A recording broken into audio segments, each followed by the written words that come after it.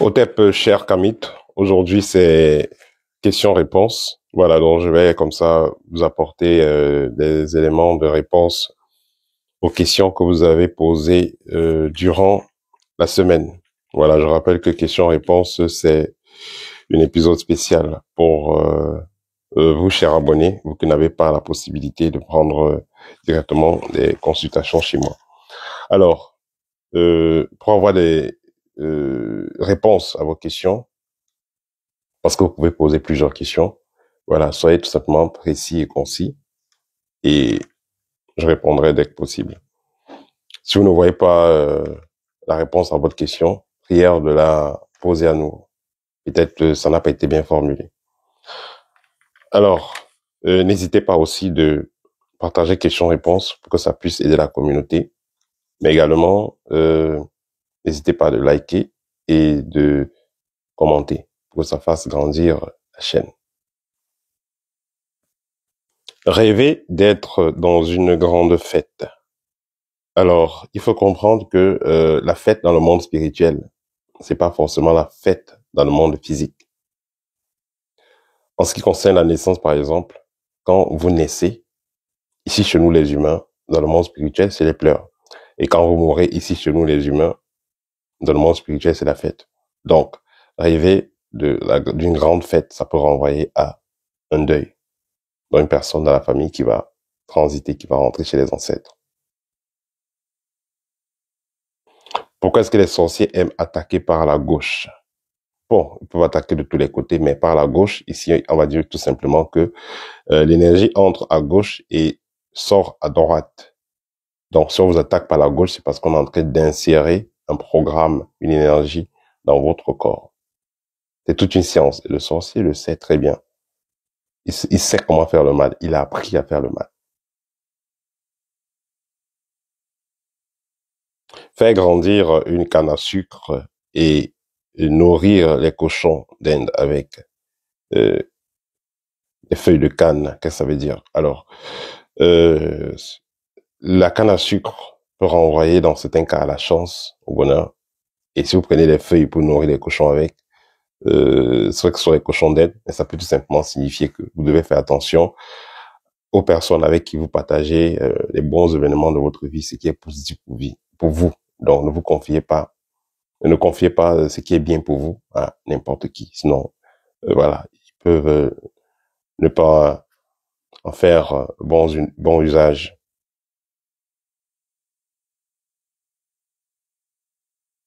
Rêver d'être dans une voiture, dans l'embouteillage, et la voiture se transforme en moto. Au niveau spirituel, les deux sont les moyens de déplacement. Mais la voiture, déjà, la voiture a 4 roues, donc c'est l'équilibre. Et la moto, elle en a 2.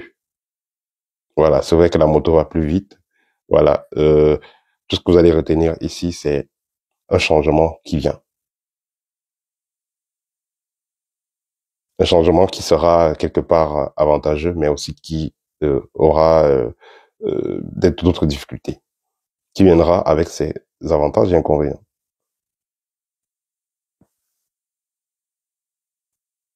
Rêver de discuter avec un président. Le président, dans le rêve, ça peut signifier ça peut signifier, autant pour moi, un esprit puissant.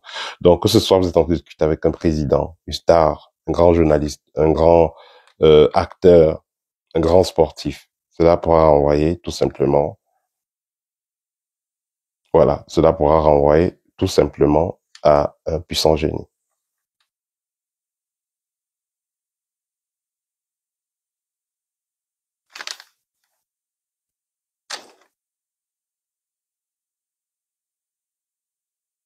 Voilà, trouver un caillou devant sa maison. Voilà, si c'est que chaque matin vous trouvez un certain caillou devant votre maison, c'est délicat. Voilà, il faut savoir est-ce que c'est pas quelque chose de magique et si oui, c'est quel type de caillou et est-ce que c'est pas décoré avec quoi que ce soit. Mais dans tous les cas, si vous avez remarqué qu'il y a quelque chose qui se passe devant votre maison, vous devez déplacer cet objet-là avec un bâton. Vous pouvez prendre un bâton, le déplacer. Vous pouvez aussi prendre de la cendre chaude et verser dessus avant de le déplacer. Vous pouvez même, si vous voulez, dans certains cas, prendre un peu d'urine, verser dessus et le déplacer. Mais avec un bâton, ne touchez pas avec les mains. Et le bâton, il faut qu'il soit bien long. Voilà.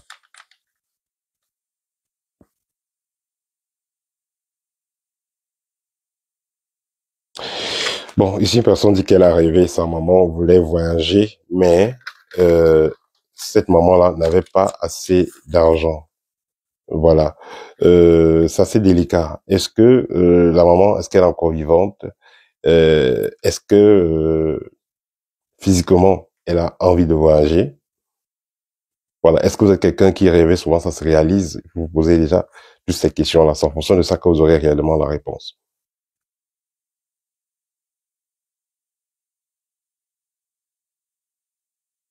Comment démagnétiser un vélo? En ce qui concerne la démagnétisation d'un vélo, d'une voiture, un objet de déplacement que vous avez acheté, je conseille souvent vous pouvez utiliser l'encens que vous pouvez passer autour de cet outil-là.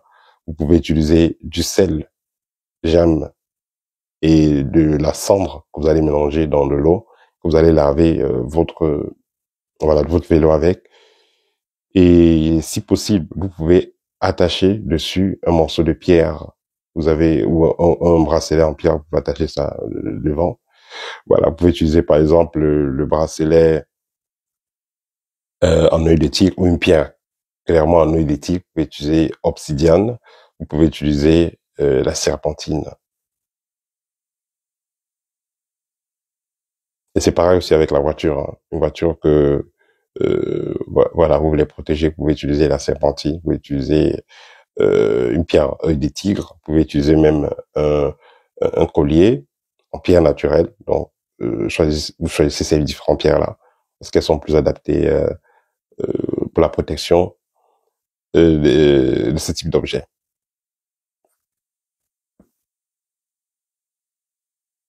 Vous êtes en journée et vous rêvez d'être transporté dans d'autres univers. Voilà. Déjà, le fait de rêver en journée, c'est bien. Ça veut dire que votre troisième œil fonctionne déjà d'une façon très intéressante. Et normalement, vous êtes supposé, l'être humain est supposé rêver à tout moment. Il n'y a pas de période où vous êtes obligé de rêver, disons, seulement la nuit. Vous pouvez rêver plusieurs fois la nuit, vous pouvez rêver aussi en journée, en après-midi à tout moment. Parce que, justement, votre troisième œil est prêt à cela. Donc, quand vous rêvez d'être transporté dans d'autres univers, c'est tout simplement vos guides. Parce que les guides aussi, ce qu'on oublie, les guides sont là pour nous guider, nous conseiller, nous protéger, mais aussi, parfois, les guides nous amènent dans d'autres univers,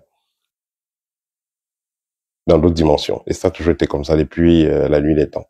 Quand vous renseignez sur les histoires de nos ancêtres, quand vous renseignez même chez les chrétiens, ils ont capté ça et mis dans la Bible. Voilà, quand vous allez un peu dans la Bible, là, on va dire l'esprit d'Élie voyageait, voilà, l'esprit de telle personne a été transporté par l'esprit de Dieu. Voilà, que telle personne est transportée par l'esprit de Dieu dans tel endroit, elle a vu ceci. Voilà, ça a toujours été comme ça. Vous pouvez faire les sorties de votre corps vous-même, mais il y a des cas où vos guides peuvent venir vous aider à sortir de votre corps.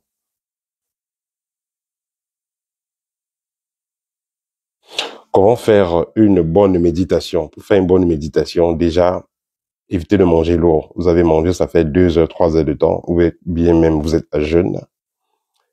Ensuite, faites-le dans un endroit aéré, de préférence peut-être au balcon, sur la cour. Ça sera très efficace. Et aussi, respirez profondément et évitez toute distraction. Ça sert à rien de méditer avec le téléphone entre les mains, en train de méditer devant la télévision, non. Vous avez mis loin de vous les appareils électroniques. Vous êtes dans le calme, vous respirez profondément et vous êtes immobile. Voilà, ça fera en sorte que votre corps, naturellement, puisse activer certains processus qui va vous recharger et augmenter naturellement votre taux vibratoire. Peut-on remplacer l'oliban avec l'encens olivan avec la sève du fumier noir? Je sais pas, peut-être la personne veut parler du noisetier. Oui, l'oliban peut être remplacé par cela, par le noisetier. Quel type de rituel le Kamit peut faire avec l'eau de pluie? Alors, il faut comprendre que l'eau de pluie, c'est assez complexe. J'en parle dans mon livre Guide pratique. L'eau de pluie qu'on a utilisée en début d'année n'aura pas le même rôle que l'eau de pluie qu'on a capté en fin d'année. L'eau de pluie captée en début d'année et l'eau de pluie captée en fin d'année, c'est pas la même chose. L'eau de pluie qui vient d'une pluie douce, l'eau de pluie qui vient voilà, d'une tempête. Voilà, c'est pas la même chose. L'eau de pluie qui va tomber en pleine lune, l'eau de pluie qui va tomber en plein soleil, parce qu'il y a des périodes qu'il y a le soleil, en plein 14h midi, il fait chaud, mais il pleut. Voilà. Ça sera pas la même chose, ça n'aura pas la même utilisation.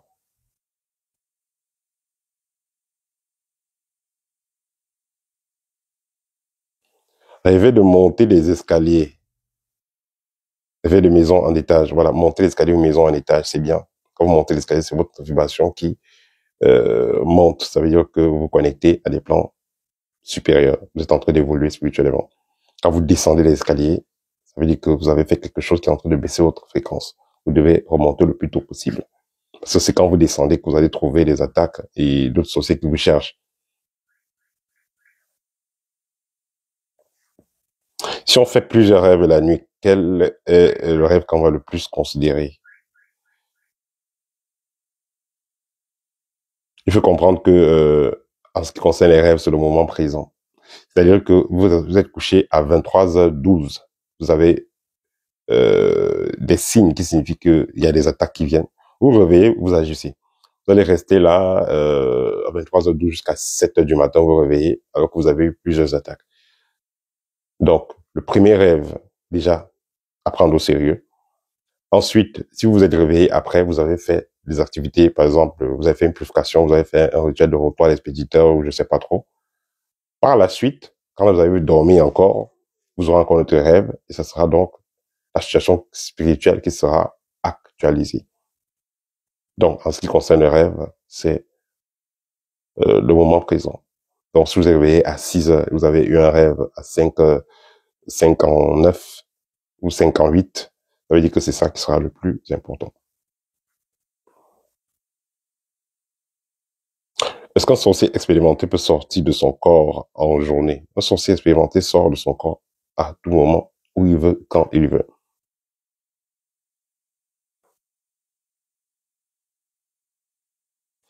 Être couché sur son lit et entendre un frère et un ami discuter au balcon. Vous étiez couché sur le lit et en train de dormir. Est-ce que vous étiez dans le rêve, euh, est-ce que la situation était dans le rêve? C'est-à-dire que, est-ce que vous avez rêvé, vous êtes sur le lit, dans la chambre, votre frère et un ami discutent au balcon. Si c'était dans le rêve comme ça, c'est différent. Mais si c'est que c'était physique, c'est-à-dire que vous êtes souvent en train de dormir et des personnes sont au balcon en train de causer, ils causent réellement, ça veut dire que vous avez euh, développé des capacités extrasensorielles. Voilà, comme il y a par exemple la téléaudience, vous entendez à distance, la claire-audience, euh, la claire-audience, voilà, on passe sur la claire-audience, voilà, ou téléaudience, télépathie, ainsi de suite. Donc, quand vous développez les capacités, vous pouvez être capable de d'entendre ce que les gens disent. Ils sont dans notre pièce, vous entendez ce qu'ils disent, surtout quand vous êtes couché. Vous pouvez aussi sortir de votre corps et aller comprendre ce qui se passe de l'autre côté. Et si c'est que tout ça s'est passé dans le rêve, vous étiez dans une maison avec vos deux personnes proches de vous qui causent, là, l'interprétation sera totalement différente.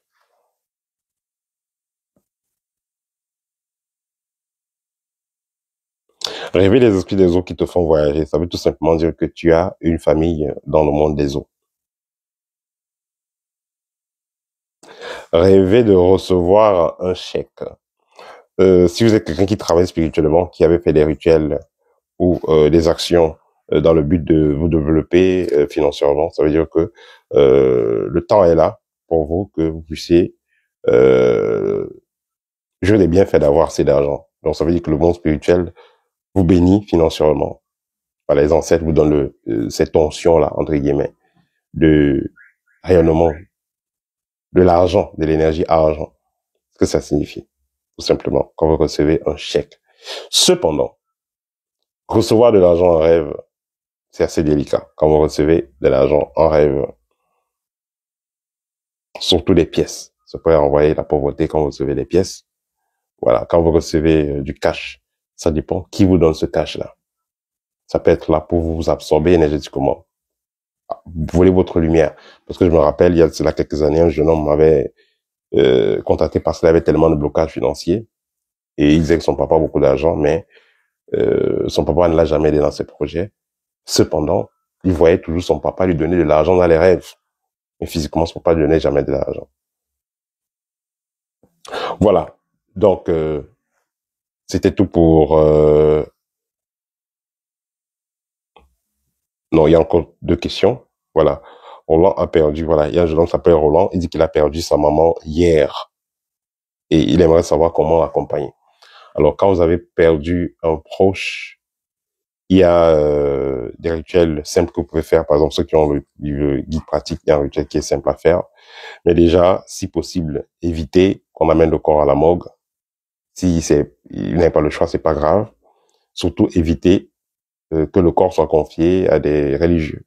Qu'on fasse des rites que vous ne comprenez pas. Évitez qu'on confie le corps à des religieux. Sinon, ils vont aller ligoter cette maman-là au niveau énergétique et spirituel. Elle ne pourra pas vraiment agir par la suite pour aider la famille. Parce que quand vous perdez quelqu'un physiquement, vous gagnez aussi quelque chose au niveau spirituel.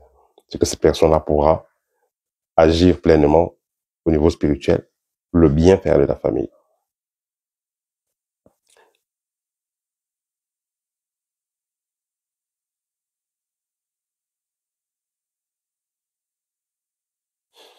Alors, la dernière question, quelle est la différence entre l'énergie vitale et l'énergie sexuelle? Alors, l'énergie sexuelle, c'est une énergie généralement qui se développe en couple, le développer avec votre partenaire.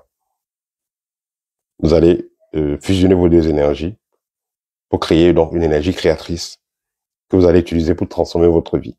Tandis que l'énergie vitale, on peut la développer tout seul. L'énergie vitale, on l'a retrouvée dans la terre, sur les arbres, sur les plantes, on trouve cela surtout. Mais, tout ce qui existe, tout ce qui est vivant, ce qui existe une vitalité. Donc, vous pouvez vous brancher à la terre, au soleil, à tout ce qui existe pour capter de l'énergie vitale, renforcer votre propre vitalité, utiliser pour votre bien-être. Tandis que l'énergie sexuelle, généralement, c'est une énergie qui